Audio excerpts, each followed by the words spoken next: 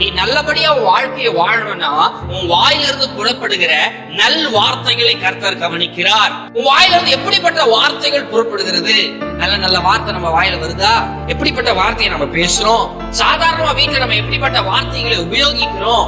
அப்போ மரணமும் ஜீவனும் நாவின் அதிகாரத்தில் இருக்கிறது என்று வேதம் சொல்லுகிறது. உன் வாயினுடைய வார்த்தை பலிக்கும். உன் வாய் எப்படிப்பட்ட காரியத்தை பேசுகிறதோ, எதை உன் இருதயம் விரும்பி நீ அதை வெளிப்படுத்துறியோ, அதுதான் உன் வாழ்க்கையை தீர்மானிக்கிறதா இருக்கு. நீ நல்ல காரியத்தை பேசுறது கிடையாது. பேசுறதெல்லாம் மோசமான காரியத்தை பேசிட்டு நல்லா இருக்கும் நினைச்சா எப்படி? பிரியமான கர்த்தருடைய பிள்ளைய உன் வாயை திறந்து நீ எதை பேசுறியோ அவன் வாழ்க்கை. கர்த்தர் என்ன நல்லா வைப்பார். என் வாழ்க்கையில நான் நல்லா இருப்பேன், நான் ஆரோக்கியமா இருப்பேன். நீங்க முதல்ல அறிக்கை பண்ணாதான் தேவன் உங்களை நல்லா வாழ வைக்க முடியும். நீங்க அறிக்கை பண்ணாத வரையிலும் உங்களால எதையுமே பெற்றுக்கொள்ள முடியும். ஏன்னா வசனம் தெளிவாய் சொல்லுகிறது, மரணமும் ஜீவனும் நாவின் அதிகாரத்தில் இருக்கிறது.